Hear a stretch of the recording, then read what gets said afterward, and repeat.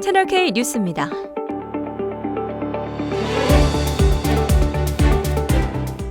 10년 만에 돌아오는 러버덕이 2배 커진 규모와 더불어 이번엔 커플이 돼 홍콩을 찾습니다.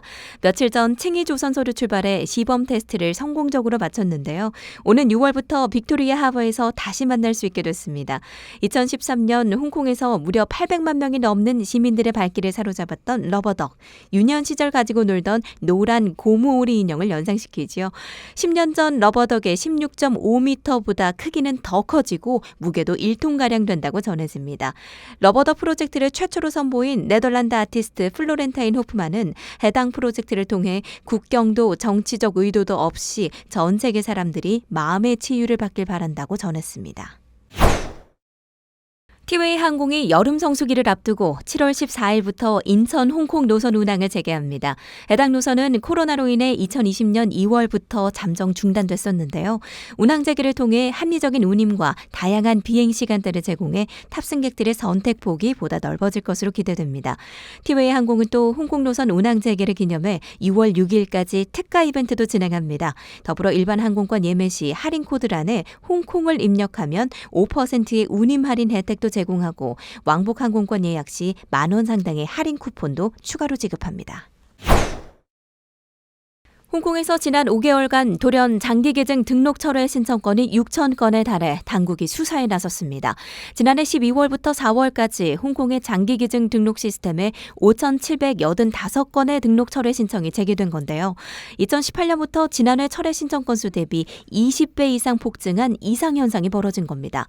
이 같은 현상은 12월 홍콩 정부가 중국 본토와 상호 장기 이식 지원 프로그램 구축 가능성을 제기한 후부터 본격화되기 시작했습니다. 홍콩 보건당국은 장기기증 시스템의 평판을 해치고 일국 양제 행정에 부담을 주고 있다며 어렵게 이뤄낸 상호 장기기증에 대한 지원을 수포로 돌아가게 한다고 강하게 비판했습니다. 존리 행정장관도 정치적인 입장 표명에 생명을 볼모로 잡아서는 안 된다고 말했습니다. AP통신은 일부 홍콩인들이 중국 의료체계에 대한 불신과 국가보안법으로 홍콩의 민주화 운동을 탄압한 중국에 대한 불만을 표출한 것이라고 풀이했습니다. 국제신용평가사 피치는 올해 홍콩은행 부문에 대한 전망을 기존 중립에서 개선으로 상향 조정했습니다. 피치는 본토와의 국경 재개방 이후 홍콩의 지속적인 경제 회복이 기대됨에 따라 하반기 은행들의 사업이 탄력을 받기 시작할 것이라고 판단했습니다. 특히 순이자 수익, 수수료 수입 개선, 신용비용 완화가 은행 부문의 두 자릿수 이익 성장을 견인할 것이라고 전망했습니다. 다만 홍콩은행의 부실 대출 비율은 본토의 부실 부동산 부문 이슈로 인해 단기적으로 높은 수준을 유지할 가능성이 높다고 내다봤습니다. 홍콩 캐세이 퍼시픽이 중국 본토 승객에 대해 차별적인 발언을 한 승무원의 업무를 정지시키고 해당 사안에 대해 공식 사과했습니다. 중국의 한 누리꾼은 지난 주말 청두를 출발해 홍콩으로 향하는 여객기에서의 일을 녹음 파일과 함께 인터넷에 공개했는데요.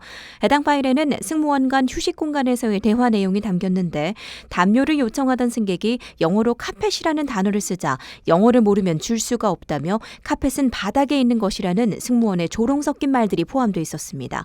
또 광동어를 구사하지 못하는 승객에 대해서도 사람의 말을 못 알아듣는다며 놀리기도 했습니다.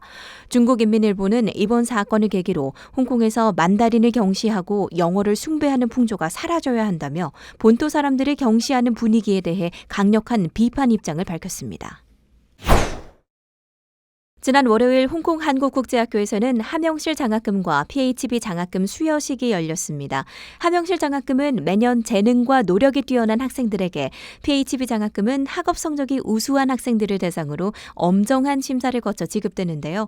함영실 여사와 박희봉 회장이 직접 자리해 장학금과 장학증서를 전달했고, 박병원 전 KIS 발전기금 모금위원장, 김은영 전 KIS 이사장, 조성건 KIS 이사장도 참석했습니다.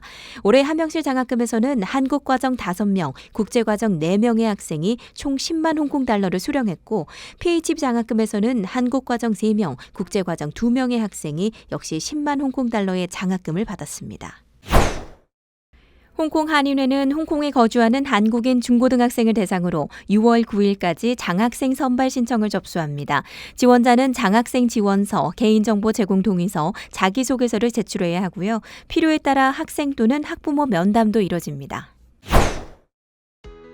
홍콩 날씨 전해드립니다. 다음 한 주 슈퍼태풍 마와르로 인한 하강 기류의 영향으로 매우 더운 날씨가 예상됩니다. 아침 최저 기온은 27, 8도 선에 머물겠고 한낮 최고 기온은 33, 4도까지 오를 것으로 보입니다. 이번 더위는 월요일부터 목요일에 이르면서 절정에 달하겠습니다. 대체로 맑겠지만 고온으로 인해 천둥 번개를 동반한 소나기도 내릴 전망입니다. 갑작스러운 더위에 건강관리 유의하시기 바랍니다. 채널K 뉴스였습니다. 시청해주셔서 고맙습니다.